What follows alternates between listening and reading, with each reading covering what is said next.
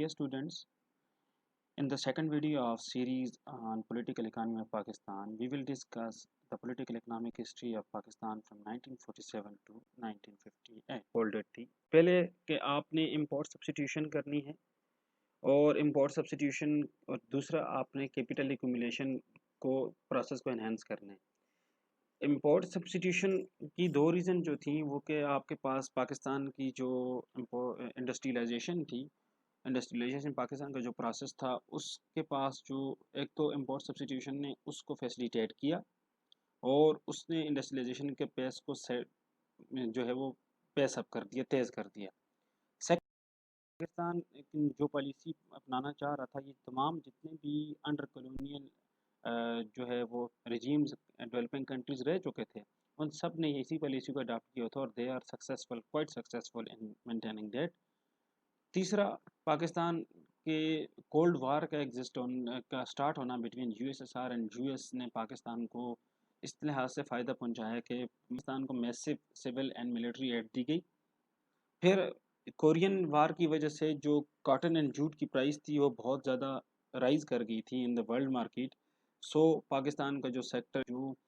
खामोश बैठा हुआ था उसके पास एक अपॉर्चुनिटी आ गई कि वो अपनी जूट एंड कॉटन को एक्सपोर्ट करे और एक्सपोर्ट करके वहाँ से प्रॉफिट कमाए। फिर पाकिस्तान इसी की बुनियाद पे पाकिस्तान की इंडस्ट्रियल पॉलिसी 1948 में जो है वो बनाई गई और उसने भी जो है वो यही काम किया कि आप कैपिटल डेवलपमेंट करेंगे और साथ में आपके पास इंपोर्ट सब्स्टिट्यूशन होनी चाहिए। फिर अदर पॉलिसीज़ जो कि इस पीरियड में बनाई गई वो ये थी कि आप क्वांटिटेटिव रिस्ट्रिक्शंस लगाएंगे इंपोर्टेड मैन्युफैक्चरिंग गुड्स पे, टैक्सेस लगाएंगे एक्सपोर्ट ऑफ रॉ मटेरियल पे, सो दैट जब आप रॉ मटेरियल पे टैक्स लगाएंगे तो एक्सपोर्ट पे उसकी रॉ मटेरियल पे टैक्स लगाएंगे तो जो लोग एक्सपोर्ट करे थे रॉ मटेरियल को वो एक्सपोर्ट करना कम कर देंगे। जब इंपोर्ट पे आप क्वांटिटेटिव रिस्ट्रिक्शन लगा देंगे in the shape of quota और अदर ट्रेड बैरियर्स, तो वहाँ से आपके मुल्क में मैन्युफैक्चरिंग गुड्स वो भी कम आएंगी। फिर आप अपनी करेंसी को आपने ओवर वैल्यू रखना है सो दैट कि आपकी जो इम्पोर्ट्स हैं वो चीपर हों और आपके पास इम्पोर्ट्स हैं वो कैपिटल गुड्स की वो चीपर हों, सो दैट कि आपके मुल्क में ज़्यादा से ज़्यादा जो मशीनरी और कैपिटल जो है वो एक्यूमुलेट हो सके कि लोग उसके जो due to its cheaper prices ज़्यादा से ज़्यादा कैपिटल गुड्स को इंपोर्ट करें, ज़्यादा से ज़्यादा ऐसी मशीनरी लेकर आएँ, ऐसे फैक्टर्स ऑफ प्रोडक्शन लेकर आएँ जो कैपिटलिस्टिक नेचर के हों। और यहाँ पे कैपिटलिस्टिक नेचर से मुराद है कि वो मशीनरीज हों, वो ऐसा एसेट्स हों जो आपके फिजिकल कैपिटल को एनहांस करें। फिर इम्पोर्ट ड्यूटीज़ का जो स्ट्रक्चर था आपने उसको इस तरीके से रिवैम्प करना है कि सो दैट कि आप उसमें कैपिटल गुड्स की जो इम्पोर्ट्स हैं उनको तो आप अलाउ करें और जो raw material for manufacturing good है उसको भी आप अलाउ करें, लेकिन आप उसके अलावा बाकी जो सेक्टर्स थे उन पे आपने इम्पोर्ट ड्यूटी को स्ट्रिक्ट रखना है, हाई रेट उसका वहाँ पे लेवी होगा। Squeezing the peasants by keeping the terms of trade in favour of industry, कि आपने जो एग्रीकल्चर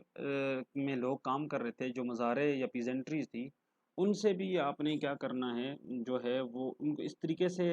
अपने बेनिफिट पहुंचाना है सो दैट कि वो काम करें, तो वो जो काम वो प्रोडक्शन होगा वो काम जो करेंगे उसका जो फेवर डायरेक्ट इम्पैक्ट जो पड़ेगा वो इंडस्ट्रियल सेक्टर पर पड़ेगा, because in agriculture sector serve as the backbone of agriculture industrial sector. फिर और उसके अलावा आप इंडस्ट्रियलिस्ट को टैक्स कंसेशंस दें, टैक्स हॉलीडेज दें, इसके अलावा नॉन टैक्स कंसेशंस दें सो दैट के उनके पास जो है वो एक अपॉर्चुनिटी हो, उनके लिए एक लुक्रेटिव अपॉर्चुनिटी क्रिएट हो और वो उस अपॉर्चुनिटी को अवेल करने के लिए ज़्यादा से ज़्यादा इंडस्ट्रियल सेटअप की तरफ आएँ पाकिस्तान में, ताकि जो है वो पैसा हो सके। इस दौरान इस पीरियड में अचीवमेंट्स क्या हुई? अचीवमेंट्स ये थी कि पाकिस्तान की जो ग्रोथ रेट थी वो 3.1% पर रही, despite of the fact that Pakistan economy was handicapped at that time. There were no resources, there were no capitalist, जो कि हमने पिछले वीडियो में हमने पढ़ा था, इससे गुज़िश्ता वीडियो में, कि वहाँ पे फाइनेंशियल क्राइसिस थे, इकोनॉमिक क्राइसिस थे, कैपिटल क्राइसिस थे, आपके पास लेबर क्राइसिस थे, आपके पास टेक्निकल वर्कर के क्राइसिस थे, एडमिनिस्ट्रेटिव क्राइसिस थे, तो पॉलिटिकल क्राइसिस थे, आपके पास लीडरशिप नहीं थी। बहुत सारे क्राइसिस के होने के बावजूद पाकिस्तान की economy managed somehow to grow at 3.1% per annum. फिर इस पॉलिसी की वजह से आपने बहुत सारी जो है वो इकोनॉमिक इंस्टीट्यूशंस को फॉर्म किया, एस्टेब्लिश्ड हुए over the different parts of the country, and उस उन्हीं से फिर वो बहुत सारी ऐसी पॉलिसीज़ बनाई गई जिन्होंने इंडस्ट्रियलाइजेशन को पेस को सपोर्ट किया, उसको एनहांस करने की तरफ ज़्यादा से ज़्यादा अपनी पॉलिसीज़ ऐसी बनाई जो उसको सपोर्ट कर रही थी। फिर इंफ्रास्ट्रक्चर की कंस्ट्रक्शन शुरू हुई, फैक्ट्रीज बिल्डअप होना शुरू हुई, प्राइवेट सेक्टर की इन्वॉल्वमेंट हुई। उसके साथ साथ ये जो डेकेड था, इस डेकेड के अंदर प्राइवेट सेक्टर बहुत ज़्यादा बिल्डअप हुआ, प्राइवेट सेक्टर की इन्वॉल्वमेंट हुई, प्राइवेट सेक्टर ने अपनी इन्वेस्टमेंट्स की। उसकी वजह से आप इस काबिल हो सके कि आप अपनी जो नेटिव नीड्स थी, अपनी जो डोमेस्टिक नीड्स थी, उनको भी आप पूरी करते थे, बल्कि आपके पास जो एक्स्ट्रा एक्सेस प्रोडक्शन होती थी उसको भी आप फिर एक्सपोर्ट करना शुरू कर दिया आपने। कंस्ट्रक्शन इंडस्ट्री की एवरेज रेट ऑफ ग्रोथ जो है वो 6.8% था। मैन्युफैक्चरिंग सेक्टर का जो ग्रोथ रेट था वो इससे भी ज़्यादा था, 9.6% पर एनम था। और आपकी जो ये जो पाकिस्तान की इकानमी की इस वक्त परफॉर्मेंस थी, अपवर्ड राइजिंग परफॉर्मेंस थी, उसने जो है वो करेंसी की डिवेल्यूएशन का जो प्रेशर आया था उसको भी ओवरकम करने की कोशिश की, उसको भी रेजिस्ट किया कि आप अपनी करेंसी को डिवैल्यू ना करें, बल्कि अब आपकी प्रोडक्शन इतनी एक्सेस होगी कि अब आपकी प्रोडक्ट जो है वो मार्केट में इजीली बिक जाएगी, बजाय कि आप अपनी चीज़ को करेंसी डिवेल्यूएशन के थ्रू चीपर करें। Now, critical assessment of this period consists that settler success in view of its initial condition but came at a price के आपकी जो इस पीरियड की जो सक्सेस थी वो न बहुत ज़्यादा प्रोमिनेंट थी, न बहुत ज़्यादा ब्रिलियंट थी, ना ही बहुत ज़्यादा डम थी। एक सेटलर, एक मॉडरेट किस्म की परफॉर्मेंस सक्सेस रेट था। फिर पाकिस्तान की जो कैपिटलिस्टिक डेवलपमेंट का मूड था, इसने आपके अगले 6-7 सालों तक, अगले जो है 6-7 सालों तक, बल्कि उससे अगले जो आने वाले डेकेड थे,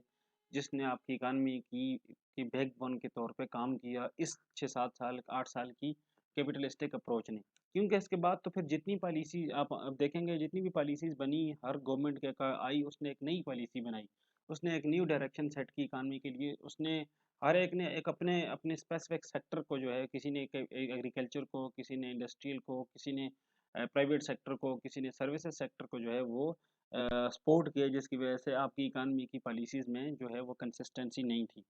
तो आपने आगे आने वाले 6-7 दहाइयों में इस दौर की जो आपकी सक्सेस थी उस पे ही आपने बहुत ज़्यादा रिलाई किया, किस की टर्म में, कैपिटलिस्टिक जो डेवलपमेंट है उसकी टर्मिनोलॉजीज में, उसके सेंस में।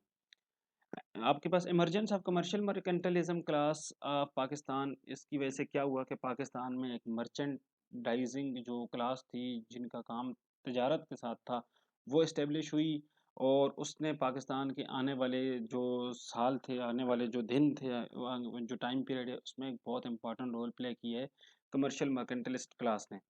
फिर आपकी जो ईस्ट पाकिस्तान की जो वहाँ पे इकानमी थी, उसको स्ट्रेंथन करने के लिए जो है बहुत सारे स्टेप्स उठाए गए। और इस दौरान उन स्टेप्स की जो रिवार्ड था, उनका जो रिजल्ट था, उसकी वजह से economic disparity between east and west Pakistan वो काफ़ी हद तक कर्टेल करने की कोशिश की गई, रिड्यूस करने की कोशिश की गई। एग्रीकल्चर इस दौरान बैडली निगलेक्ट हुआ। और बैडली निगलेक्ट होने की आप एक्सट्रीम का अंदाज़ा यहाँ से लगा लें कि आपको अपनी ज़रूरत के लिए जो वीट है वो आपको यूएसए से इंपोर्ट करनी पड़ी, कि क्योंकि आपके पास अपनी डोमेस्टिक प्रोडक्शन इतनी जो है वो वाफर मकदार में नहीं थी, एक्सेस प्रोडक्ट। फिर आपका जो सोशल सेक्टर्स थे, आपके जो लेबर सेक्टर था, आपका जो ह्यूमन सेक्टर था, वो भी बैडली नेगलेक्ट हुआ। आपका एक जो पॉलिसीज़ थी, उसका जो कंसंट्रेशन थी, उसकी जो डाइवर्जन थी, रिसोर्स डाइवर्जन थी, वो सारी की सारी इंडस्ट्रियल सेक्टर की तरफ थी।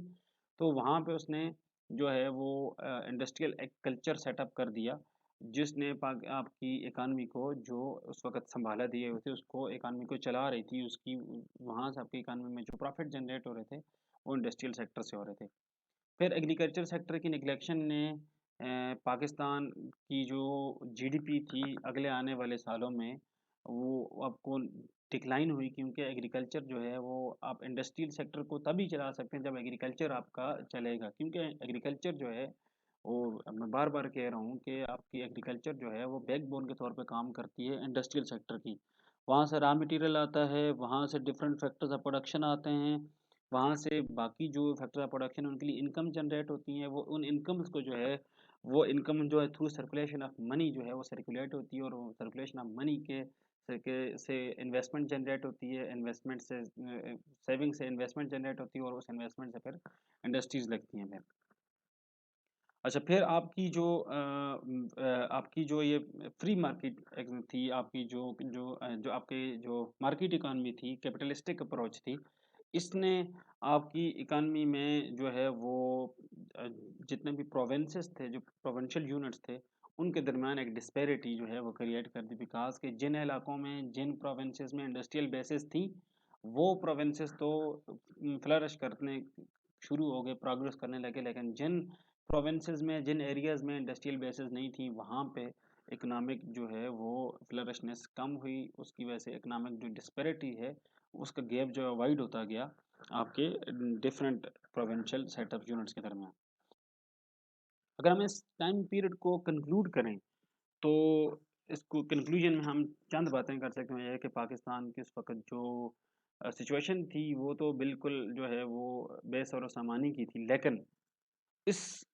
सारी इस कंडीशन के होने के बावजूद पाकिस्तान ने बहुत सारे मसाइल, बहुत सारे कंस्ट्रेंट्स के होने के बावजूद स्टिल पाकिस्तान की इकानमी ने जो है वो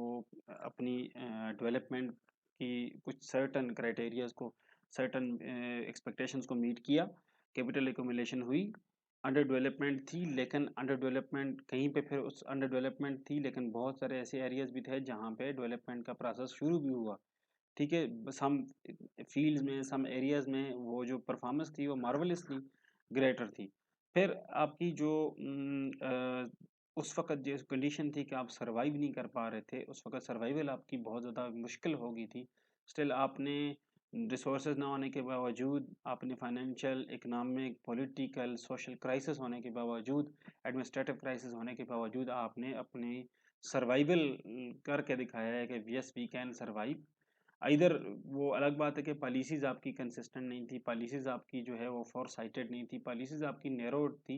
लेकिन स्टिल जो है वो आपने सर्वाइव किया। पॉवर्टी बहुत ज़्यादा थी, इनइक्वालिटी थी, जो ज्योग्राफिकल डिस्पैरिटीज़ थी, इनकम इनइक्वालिटीज़ प्रिवेल कर रही थी, फ्यूडलिस्ट जो थे वो प्रोमिनेंट हुए, क्योंकि आपके जब एडमिनिस्ट्रेटिव और पॉलिटिकल क्राइसिस क्रिएट हुआ और उस पे सोने पे सुहागा के कायदे मोहम्मद अली जिन्नाह की डिमाइज ने आपके जो लीडरशिप का क्राइसिस है वो भी क्रिएट करिए। जब वो लीडरशिप का क्राइसिस क्रिएट हुआ, तो वो चंद जो है उमरा थे, फ्यूडलिस्टिक ख़ानदान थे, चंद बड़े बड़े जो लोग थे, वो सारे फिर इकट्ठे हो गए पावर की तरफ, बिकॉज फ्यूडलिज्म का एक one of the main characteristic क्या होता है कि दे आर पावर हंगर। तो वो पावर के लिए कुछ भी करने के लिए तैयार होते हैं, तो उनको गवर्नमेंट में ओपन जो है वो वार्मली वेलकम किया, बिकॉज के सारे वहाँ पे फ्यूडल्स बैठे हुए थे, वो छोटे छोटे थे, कोई बड़ा था, लेकिन वो सारे फिर उन्होंने अपने ज़ाती पर्सनल मोटिव्स को जो है वो प्रायोरिटी दी गई, वो और जो नेशनल मोटिव था, जो नेशनल इंटरेस्ट था, उसकी तरफ कोई प्रायोरिटी नहीं थी। अ, पाकिस्तान ने जो है वो अपना जो इमेज था एक पीसफुल कंट्री का, उसको भी जो है वो मेंटेन नहीं कर पाया। पाकिस्तान वहाँ पे जो बहुत सारे एरियाज़ थे, आपकी जंग शुरू हो गई इंडिया के साथ कश्मीर डिस्प्यूट पे। ह्यूमन डेवलपमेंट का रिकॉर्ड जो है वो आपका बहुत पुअर रहा। इनइक्वालिटी थी वहाँ पे, अनएम्प्लॉयमेंट प्रिवेल कर रही थी, पॉवर्टी प्रिवेल कर रही थी। तो इन नटशेल भी हम कह सकते हैं कि पाकिस्तान की इकानमी जो है उसने अचीव बहुत कुछ किया, लेकिन उसने उस तरीके से अचीव नहीं किया जिस तरह का उसमें पोटेंशियल मौजूद था। तो वो इससे नेक्स्ट जो